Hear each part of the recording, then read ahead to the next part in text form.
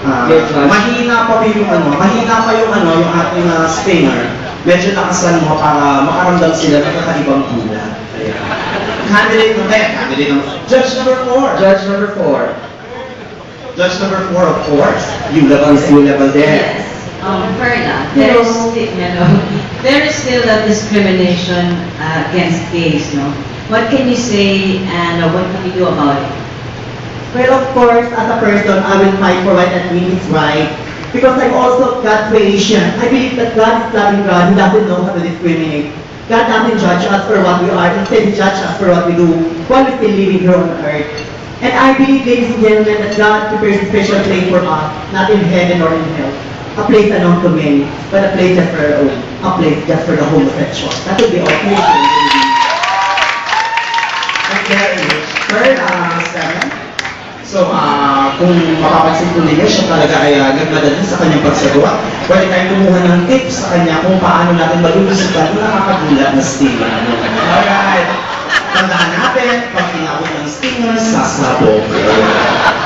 3 more lovely ladies, and one of them is candidate number 3, Trisha. Take a judge. Trisha, of course, is wearing a push it to the limit. Judge number 5, Rocky. Hi. Hello. My question is, who is your hero and why? I think my hero would be my mother because when I was young, my dad abandoned us, and then my mom is the only one who supported us financially, emotionally, and morally. So I think my mother would be my hero because it made me the person that I am right now. Very confident, very happy, but at the same time, God-fearing. That would be all. I think very much.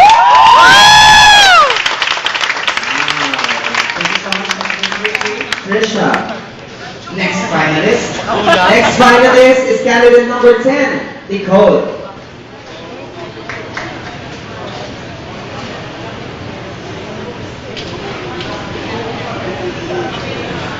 And you picked judge number 2, Sir Andrew Derea. How are you? I'm okay. Here's a question. If you were to choose between integrity and wealth, what would you choose and why? Well, I would choose integrity because wealth, mawawala yan. Pero integrity, ay yung pagkatao mo kahit sino, hindi pwedeng tapanan yan. Hanggat maganda ang integridad mo, maganda yung paniniwala mo sa buhay, hindi yan pwedeng bilhin or hindi pwedeng kunin yan ang kahit sino sa'yo. Salamat po. Thank you very much. Candidate number 10, Nicole. This time, kung nakakaluwag-luwag lang ako, integrity din ang kukunin ko. Kaso hindi. Kaya lang hindi. So well. We're left with one more judge. In that case, Judge, of course, judge number 1, Julie Santamaria. Hi.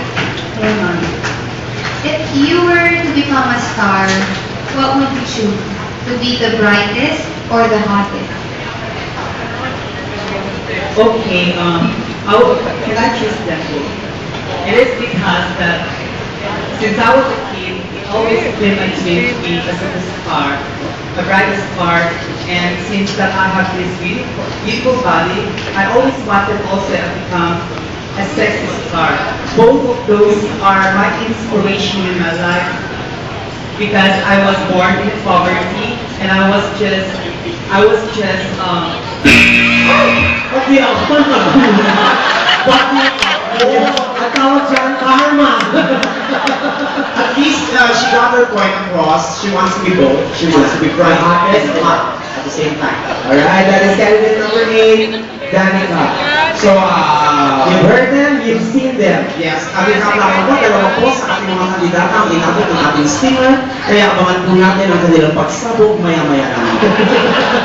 Pero pansamantala, syempre, bigyan natin ng panahon ang ating mga candidates to relax, of course, at bigyan din natin ang ating mga judges ng time to deliberate kung sino ba sa kanila ang magwawagi ngayong gabi. Will it be Misaki, Perla, Trisha, Nicole, or Danica? The 2009 sitcom queen. Okay, So while we're at it, we'd like to acknowledge, of course,